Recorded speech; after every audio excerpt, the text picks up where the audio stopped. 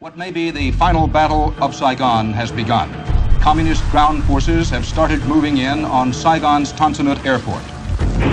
Rockets exploded all over the base, touching off 3 major fires. The air base was under continuous artillery fire. I felt the rounds. They were so close. The shrapnel was clinking against the fence behind us. It was abundantly clear that it was a whole new ball game.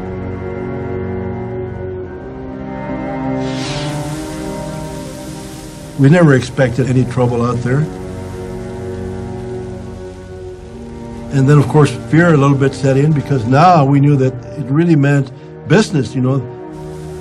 Were they going to continue shelling Tan Son Nhut?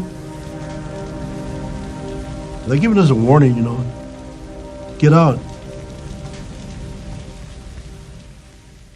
As the sun came up, General Smith, who was our defense attaché out at Tan Son Nhut, contacted the ambassador and said, the plan to use the fixed wing to get a few thousand people out today isn't going to work. And we need to consider that this is it. Option 4, a heavy lift helicopter evacuation. And Ambassador Martin wouldn't hear of it. He said, I want to come out there. I want to see it. Which he did. He got in a sedan. He didn't lack for guts. There was still rounds coming in. Sporadic. But there was still artillery fire. And he could see that the main runway was full of craters from North Vietnamese artillery. And it was understood that General Smith was not being premature with the recommendation for option 4. Ambassador Martin's concern very clearly, up to now, was that once we start an official evacuation, it's pretty obvious that the game is over. You got to remember, this is an ambassador who had lost his only son in combat in Vietnam. One becomes pretty invested in that country.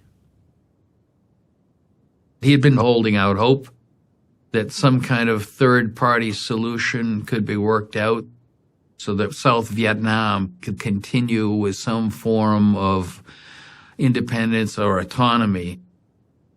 And he was being encouraged to think that this might be possible. But the morning of the 29th, he came to accept the fact that that wasn't going to happen. And I picked up the phone and told Secretary Kissinger to inform the President that I had decided that we would have to go to option 4. When I tell President Ford the airport is being shelled and I'd say it's now time to pull the plug, he keeps coming back time and again. You really think we have to do it? That's how heartbreaking it was for him. He finally, reluctantly, gave the go-ahead for the final evacuation.